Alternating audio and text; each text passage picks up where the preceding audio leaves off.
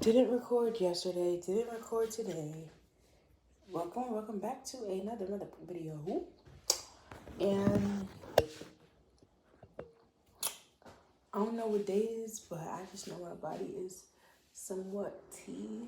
My stomach is sore from doing my abs workout, and I got a tattoo. Look how easily you can see it now. Like, I mean, this is really not that much, but I wish it was, bro. Like, I kind of want to get more. But I mean, this is actually enough. Like, if I was wearing some jeans or some low rise anything, some low rise sweats, some low rise anything, you just would see me like, hey, what's up, girl? But look, y'all, the tattoo is not done. It still gotta be shaded in and shit like that. So, yes, stomach is sore. Ass is fat. And today was a good day. Went to the barbecue, T Dominic and y'all. Ate. Did my hair real quick, literally just for that. All I did was literally wet my hair and do my edges. And I took her outside with me. This big hungry girl, she got 2 meals of eggs, yogurt, and berries. She got eggs, yogurt, and berries and dog food this morning. And then she got eggs, yogurt, and berries for dinner. And she's like still trying to look around for food. Like, girl, that's just called being big and greedy. But yeah, I cleaned up. I did everything I needed to do today. I made my water bottles, cleaned my room, washed my sheets. All I gotta do is really like get in bed, upload YouTube videos, and I'm really gonna try to do that. I'm gonna upload my YouTube videos, and I'm gonna fill up this water bottle, makes me want to end myself. But I gotta upload my girl. Get out the garbage. Go upstairs. Go to your bed. Just go to your bed. Go to your bed. Go to your bed. Go. Now. Go to your bed.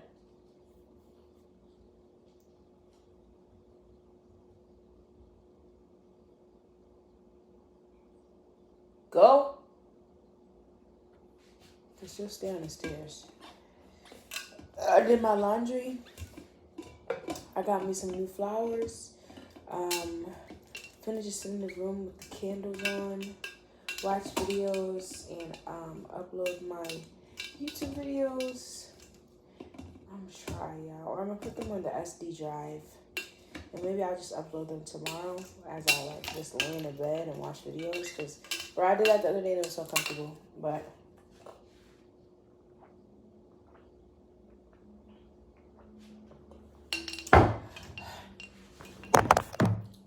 yeah, I feel good since I got my tattoo. Getting it shaded on Friday.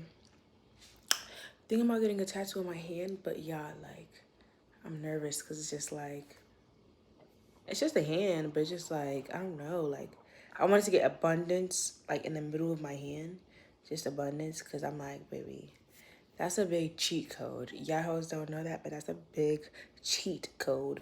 The stuff I have on here on my arm, this is all text from my dad. Let me read it to you. It says, I only look forward to your smile, your hug. I wish I could shield you from every tear and every pain, but that wouldn't be reality. How you deal with pain, loss, a broken heart separates you from normal people. You're a champion like me. You have to turn sorrow into joy, water to wine. Life is truly what you force it to be. Sweetheart, there was no greater love. There was no greater love I've ever felt than you and your sister. What does it say? There shall never be anything greater. I love you more than I love myself. That's when my dad texted me. And like he texted me that, which is so crazy. It's like I kind of remember him sending me these random paragraphs. And it was like I was in high school and I was like, oh, thank you. One time he sent me something about women with depression, black women with depression or something like that. And it was just like so random. And I just remember being like, oh, thank you. Like, but it was like, girl, are you thinking? Because you literally had depression. And I probably thought something of it, but like, I just don't remember what I thought at that time. But it was just like, I literally was struggling with depression. And my dad just knew. And I never said nothing. But he knew. He also would see things like, he knew the first time I cut myself. My sister told him like a dumbass bitch. She told me she wouldn't tell nobody, and she told him, and he made me promise never to do it again. But you know, I did it again, baby. I did it more than once, plenty of times. And to be honest, I really never got caught. But it's like people knew. Like once it was talked about, it was like people knew, but no one ever said nothing. But my dad, I feel like so. Like my mom was talking about like how one time I was showing her presentation on depression or something like that. And she's like, she saw like the cuts on me, but like she didn't say nothing. And I'm just like, damn, why you didn't say nothing? Probably would have wanted you to say something or something, but you know, she helped me by like, I mean, I didn't go to therapy because I was suicidal. Oh wait, I did. Yeah. Okay, so this is just a little bit more about me. The only reason that I went to therapy is because I would have fucking doctor's appointments, bro. So fucking irritating. I would have doctor's appointments randomly, and I wouldn't know when I'm gonna get a doctor's appointment. And like, you know, for them to take your blood once a year or whatever the fuck. I don't even know how many times I've been to a fucking doctor, but to take your blood and shit like that and give you vaccines and shit like that, I don't know. But I just remember one day where I was going to the doctor and I was so fucking nervous. I was like, bro, I hope they don't like take my blood or like look at my arms. And I was in the room with my mom because I was under 18. And I remember being scared as fuck because I was like she's checking my vitals or whatever the fuck, and like she's about to put a needle in me to take blood. And if she lifts up my left arm sleeve, she's in for a surprise. I remember being so fucking scared, y'all. Like, I could feel it now. Like, it was just like, oh my gosh, oh my gosh, oh my gosh. My mom was there, and like, I don't know. Like, I think I don't know how the fuck I finessed it into her doing it while my mom wasn't there. But I finessed it in a way where it was like, can my mom not be in the room? Like, I don't know how I finessed it, yeah, but it was like, she was trying to take blood, and I was like, can you do this arm or some shit like that? And I don't know. But I just don't remember what happened. But I just remember that the lady, like, had to take my blood from one arm, my left arm, and she, like, rolled my sleeves up. And she was just like, are you okay? And this and the third. And then, like, when I tell you I used to cut, like, oof, talking about it is kind of triggering. Because cutting, I don't think no one should do it. But when you're in that bad, negative state and you feel like you deserve it, it's low-key fun. Like, it hurts so bad. It doesn't really hurt so bad, but don't do it. I don't even want to talk about it because I don't, like, it's actually very degrading to do to yourself.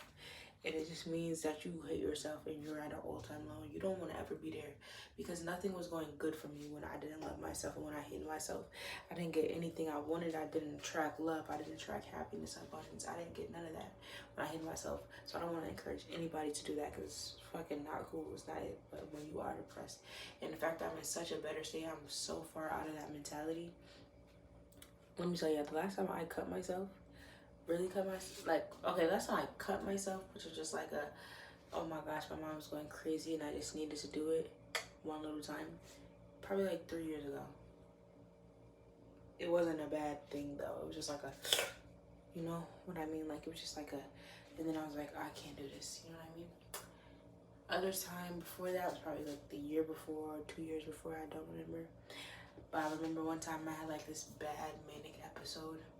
It's crazy because I really forget about these things. I remember I had this bad manic episode when I was in college, and I was depressed, and I was literally on the verge, like I was gonna do that to myself.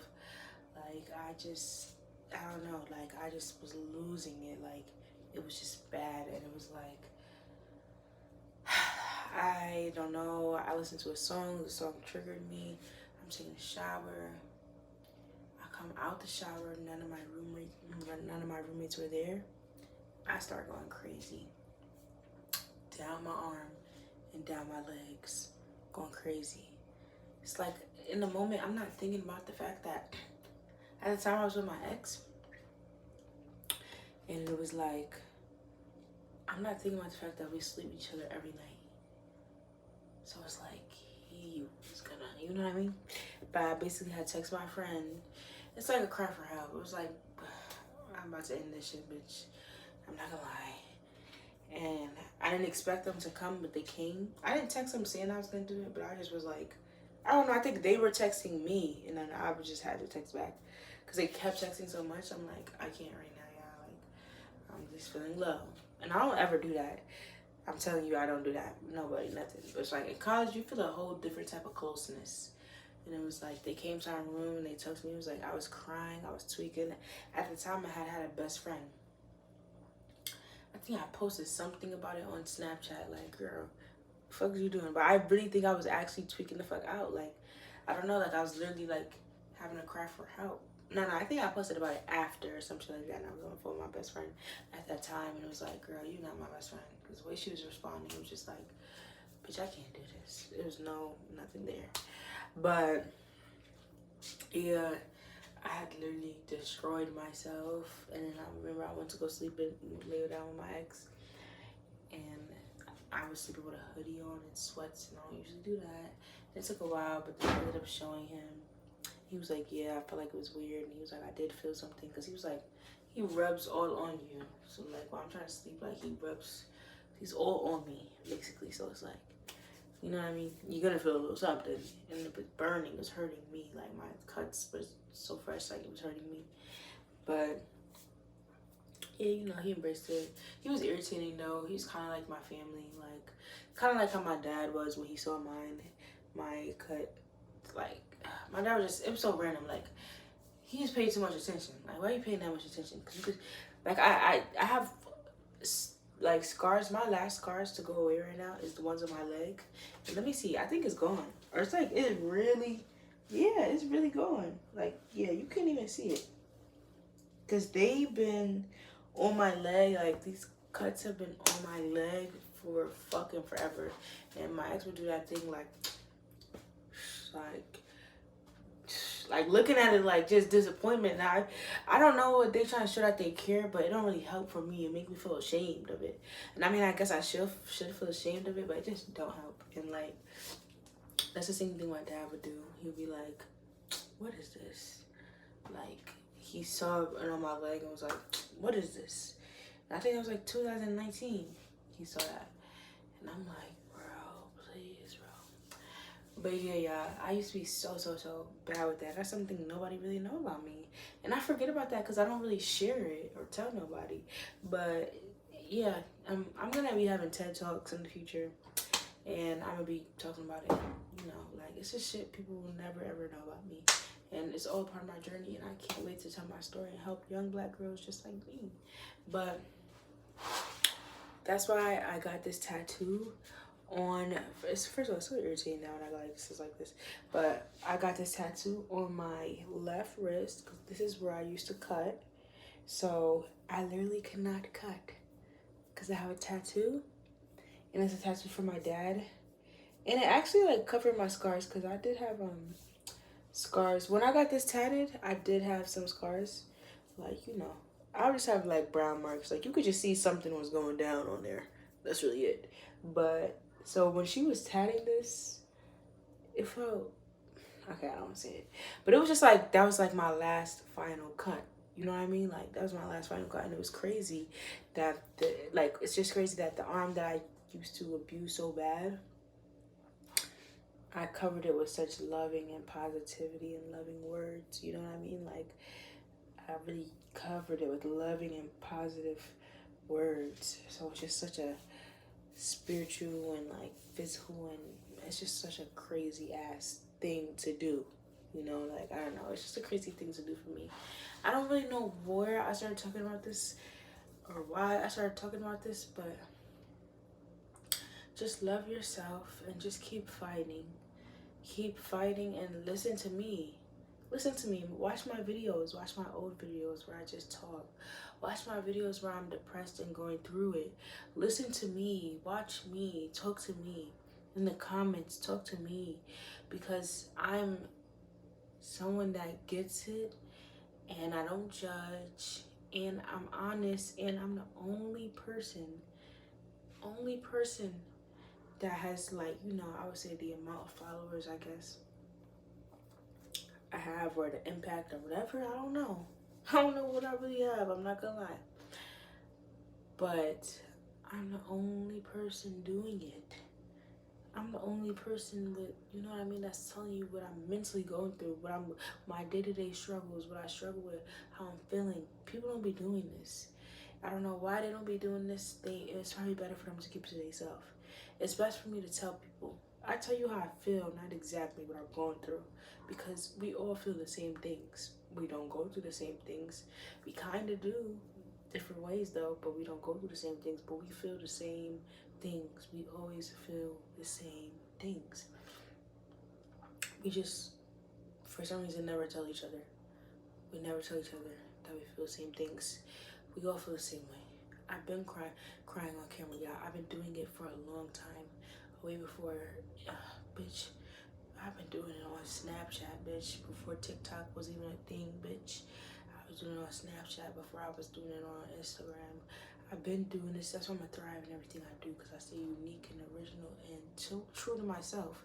This is not something new. I've been doing this. This is old. This is old ass shit. You know what I mean? So we keep going. We don't give up, and we don't change who we are ever. We stay the same, because in the long run, that's what helps, you know? I believe in you. If you're struggling with depression, if you're struggling with self-harm, I believe in you. And I know you don't want me to say it gets better, and I know you don't believe it, and I know you can't hear it, and I know you can't take it, and I know you don't fuck with that dumbass, lame ass, it gets better, love yourself ass shit.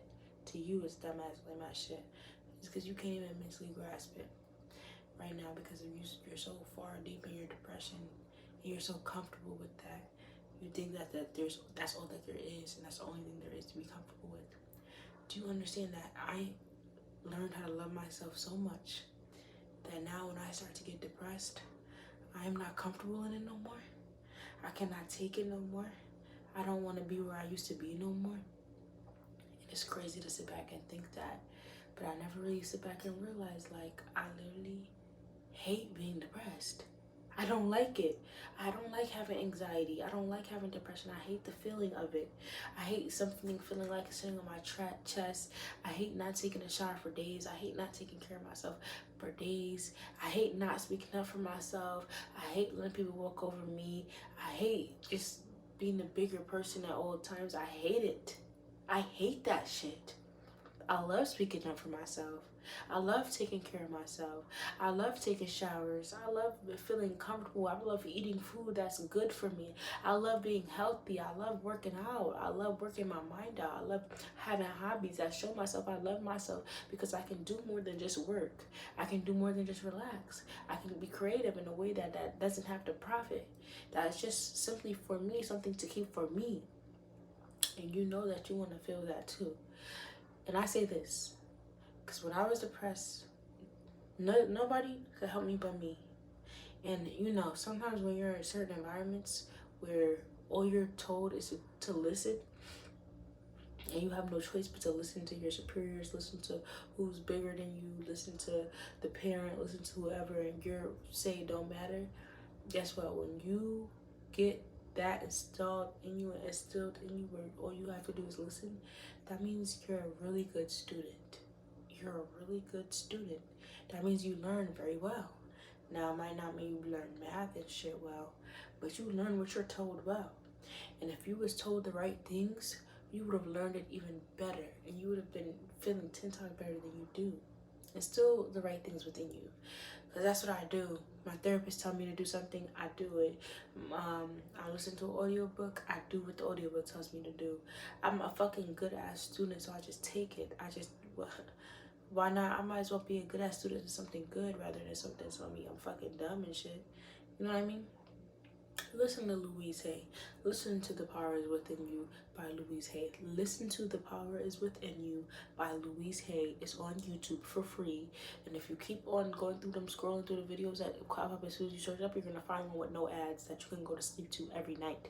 And if you save it to your watch later playlist, you can put it on repeat and listen to it on repeat all night. It's 8 hours long, so you should really wake up to hearing it, or you should wake up and it just be just now ending.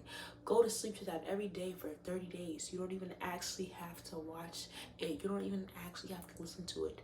You're gonna find yourself wanting to listen to it.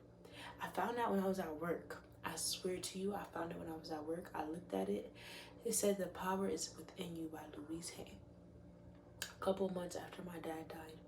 It said The Power is Within You by Louise Hay. It was pink and green like background. It's an audiobook. It showed like one of the first comments was like something about it changing their life. I was like, oh no, I'm not really about to click on this. I don't know. Something was just like, bro, let me just click on it. I'm at work. I listen to music. I listen to YouTube. A whole day I'm here. I might as well listen to something. I listened to it. Spoke to me instantly. Did not expect it. Spoke to me instantly. Spoke to me instantly. She teaches you how to love yourself. And she teaches you that the first way to love yourself is what you say to yourself. You know those words that you say to yourself, the words that I used to use so much? Like, I hate myself, I'm stupid, I'm dumb, I'm ugly, I'm nothing. I've said the worst things to myself, worse than what I just said. And I was used to it. I was comfortable with it. I would make jokes saying I was ugly, stupid, dumb, all these things. Like, it was funny to me. It was cool to me. I really fucked with that shit. And I stopped. I started to do fake confidence. You know, I started to actually think I was pretty and things like that. But my mind was still like, I just still had depression. Like, it was just something I just had. And I started to gain confidence back. You know, I looked at things like crystals, and I would get rose quartz because rose quartz is for self-love. So I would have so many rose quartz crystals because I wanted it for love and love myself and attract love and all these things love. And that was a big thing with me, just loving myself, you know. And I didn't know I was trying to love myself even when I was. So yeah, I would do crystals, I would do sage, I would do all of these things. And then my dad passed away. And then it was like everything I believed in, I didn't believe in it no more. I was like, the fuck is this shit that I'm believing in when my dad passed away? Like, why? I went to go get a tarot reading before my dad passed away, probably a week before my dad passed away. I don't know. That dumbass bitch only talked about my nigga. You know, she talked about my nigga, and it had me paranoid about my nigga for weeks. And shit, I don't even think the shit that she said was real. Like, now that I think about it, what she said, it didn't happen. I just wanted it to happen so bad after she said it because it's all I could think about. It didn't happen though. It didn't happen. I mean, I think I needed to not be with him to get opportunities. That's the most thing she said that was good. Other than that, like, she tried to make it seem like he left me for a bitch or some shit like that. Like, no, baby, not here. But yeah, it didn't happen. That's why I don't believe in tarot card readers anymore. I believe like you can read tarot and like you can get information from it. I just don't want my cards read. I don't want none of that. I don't need to know the future. I don't need none of that. I'm trying to be that type of person like, oh, I got God. But it's just like, if God wanted me to know, he would let me know. Why do I gotta go searching for it? It doesn't help, and it doesn't sit well on me to be doing that shit. But I don't judge nobody that does it. I don't care if you do it, because I believed in it at a certain point in time. And it's not like I don't believe in it, but you know, I'm just not getting my cards read by somebody online. I'm not getting my cards read by somebody doing a TikTok. You don't even know me. You don't even know who's in the screen, babe. So how you know anything about me? You know? You know what I mean? So I don't really believe none of that shit no more. But yeah, I was like, bitch, you tell me all this shit about my nigga. You couldn't tell me that my dad was gonna pass. You didn't see nothing about a death in the future. You couldn't tell me my dad was gonna pass away. You didn't tell me nothing about a dad being sick. But I mean, I guess she was only on that because all that was on my chest was my nigga. So, you know what I mean? But it's just like, once he passed, and I love him and I miss him. But once he passed, I questioned everything that I believed in. I tried to make it make sense. Once he passed, like instantly, I tried to make it make sense, like right away. Like, oh, okay, I get it. I get why it happened. Oh, and me and him was so similar in these ways. And this side and third, and this side. Before I could feel it, I was literally figuring it out before I could feel it, and I did feel it sometimes, but not as much as I needed to. Which is like I cried sometimes, and then when I cried, it was a lot, but not as much as I needed to. And I literally, okay, those are put wrong. I literally smoked so much I couldn't feel shit. I would be smoking and just be there and just be happy to be there and be like, wow, I'm really here. I'm really in the present. That's what I would think when I would smoke. I wouldn't think of my dad when I smoked, and that's why I loved smoking. But smoking so much like that was another form of self-harm, and I didn't know. Y'all, I had $10,000 and I spent it all on weed and food. I spent it all on weed and food. I went back home with no money, nothing. Like, it's crazy. Smoked every day, a lot of times a day, not once, not twice, not 3 times, not 4 times, not 5 times, as many times as I could a day. I smoked. I got a video on my phone crying because my ex was like, I left you weed, and I was like, this is weed? This is how much this nigga left for me? Are you fucking kidding me? I was losing my mind over that shit, and it was a lot of weed. It just didn't look like a lot to me because I was tweaking. I was a tweaker. But yeah. Wow. Yeah, I was going crazy. Oh, okay, that was a fart, but you know, it's okay, we all fart. But yeah, I was going crazy. I wasn't good mentally, and finding Louise Hay was like exactly what I needed. She really taught me how to love myself, and from within the years of my dad passing, from junior year to senior year, I was a completely different person. And though I don't want it to be saying like, oh, it was like it probably had to happen, but it did probably have to happen. My dad was that outside voice that Louise Hay wanted me to have inside my head. He loved me so much, I didn't have to love myself. You know what I mean? He was proud of me so much, I didn't have to be proud of myself. He called me beautiful so much, I didn't have to think I was beautiful. You know what I mean? Like, I never would have ever put the initiative to be like, oh, I'm beautiful. I need to instill that within myself that I'm beautiful.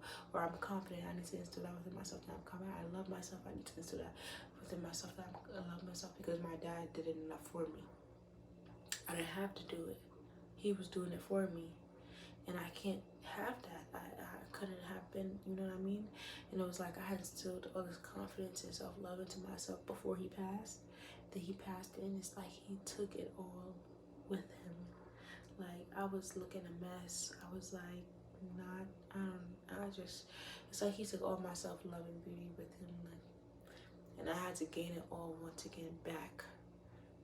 But this time harder and stronger, and it's like, I've been through so much. I'm not gonna let little petty things bring me down, because I've been through so much and I'm here. And the old version of me, the old person in me, the old me would have let me die a long time ago. The old me would have gave up a long time ago. The old me would have killed myself. I told myself that if my dad died, I would kill myself the next day. I told myself that when my dad was sick, and I didn't know that it was, you know what I mean? I literally told myself, if he dies, I'm gonna kill myself. I said it and I really didn't mean it. Like, I was dead ass. I was dead ass. I couldn't watch a movie without something happening and me thinking of him and crying. Like, I was gonna kill myself. But it was like, once he died, I had no strength to kill myself. I had no strength. I had nothing in me. I had my ex, which, you know, I'll forever love him for being there for me at that time. Because when I got home, I was alone, bitch. Went back to our different states, I was alone. But at that time, it was like I had nobody with me. But I had him, and God sent me my ex, you know, because he knew that I could not have been alone. I could not have done that alone. I would have probably killed myself if I was alone. And you know how hard that would have been on my sister, my mom, my family. Like, if I did not have someone to be with me, which my mom was happy that, like, that same night, my ex was coming to get me anyways, because I used to always go over there at night. Because I lived in a hotel, he lived in apartments. So he would usually come get me at night, every night, around 11, 12, you know. And I would go over there, and he was just randomly already telling me he was on his way. And it's just like if I didn't have him that night, I would have killed myself. I don't know what I would have did. I probably wouldn't have went to sleep. I was with him. I told him at a red light. He cried. I cried. I talked about it. I tried to rationalize it right away. I tried to make it seem like it wasn't that big of a deal, even though it was a big deal. It's just like I do that with everything. Like, I don't know, my dad knows my heart, and I know he didn't think I was trying to like make him seem less of, or make it be like, oh, yeah, it's just my dad. No, it was more like, yeah, my dad just died. Like, it's not that serious. It's okay. I'll be okay. It's okay. Like, I want to make sure everybody else is okay before I'm okay. Like, I want to make sure everyone, it's not that big of a deal to you, even though it's a big of a deal to me, because I don't want to put any stress on you. I don't want you to feel the way I feel. So I was worried about somebody else in the moment of me going through worst thing. So the first sign of not loving myself, like, girl, you just wasn't loving yourself. But yeah, I was with him. I don't even know why I'm telling you the story, but I was with him, and then yeah, we went in the room after I talked about it for a while and cried about it for a while, and we smoked. And he was like, "You want to smoke once or twice tonight?" Well, I think he asked me if I wanted to smoke. I said yes, and he was like, "You want to smoke once or twice?" Like 1 or 2 spliffs. I was like 2. We smoked the first one straight through. We smoked the first one, and it was like not enough for me. I was like, "Can you light the other one?" Like 5 minutes later, because I was trying not to say it instantly, and he lit the other one. We smoked it, and that one put me to sleep. You know, fell asleep holding me or whatever, and I woke up crying. Yeah, I woke up crying. I don't know if I had a dream or what, but I just know I woke up crying. I woke up just the tears coming out my eyes, because it was like I woke up and it was like it was not a dream. Like, I just woke up and it was like, yeah, this happened. And I went in the bathroom and I cried, and I looked at myself in the mirror and I cried, and I was just like, this is real life. This is not a joke. I can't smoke my way out of this shit. You still feel it? My ex took me to go get some breakfast at some place called Sam's. I don't know. And then there was like this fair going on as we was walking around, and he asked me if I want to walk around there, and I was like, yeah, there's nothing else to do. I think I was going home that day to go to the funeral or whatever, and it was like my family didn't tell me when he passed, or they told me, but they didn't want to tell me. I don't know. But the funeral happened so fast that I was angry, and I could not understand how he died and the funeral was happening instantly. But we walked around the fair. That's all I remember. Like, we smoked that morning, obviously, but I remember walking around the fair with him, and I just felt like, you know, I just didn't feel alone. Like, I just felt like I just didn't feel alone. It was a good feeling. Now imagine how hard it was to leave my ex. Because it was like he helped me during a very traumatic and hard time. And I also gave him such a hard time. I don't know if it was rightfully so or not. Yeah. I gave him a hard time while I, like, in the midst of me going through losing my dad. Like, I was so fucking mean. And I always was mean, though. Like, with people I love in relationships, I always was mean. Because I just didn't know how to control my mouth. Because, you know, that's what I was raised on. I was raised on you get mad and you say mean things.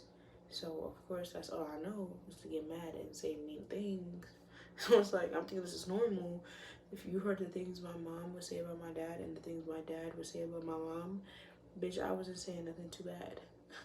I wasn't saying nothing too bad, but I was saying really mean things. It was like probably emotional abuse I put him through, though. Like, I probably put him through emotional abuse, honestly.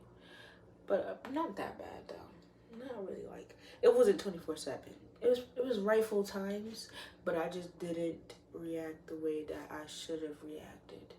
I should have reacted in a more mature way, but I wasn't mature. So it was just like I reacted in a childish, mean way. But we're not gonna act like that hoe didn't deserve that sometimes. But I say this to say I don't even know why I just told y'all that whole story, because it's been 36 minutes and I gotta upload this and I hope it does upload. But I say this to say bad things happen and it gets better. Look at me. I still have a long way to go, or I still have my ways to go for me to feel comfortable in this realm of content creating being my new job. But I've came a long way from where I used to be. And if I would have let my situations and circumstances define me, and if I would have stayed in that same depressive state and not moved out or found a way to move out, because I'm the only reason why I'm the way I am today, and here I am today doing it. I'm the only reason I got myself out of depression. No one else did. God too, but no one else did other than physically here on this earth. Me, God, my dad, they all helped me. But I really did this shit. I did this shit, bitch. And it's like, only you could do this shit. You could get it out. If I can, you can. Just know that if I can, you can. And we can do it together. Because it's not me teaching you. It's not you teaching me. It's us working together to complete a full, bigger mission. And we will. We are going to love ourselves. We are going to learn how to love ourselves and get better. So I say this to say, I love myself. I'm growing every day. And I'm open to change. And so are you. And welcome back to another video. And give me kisses.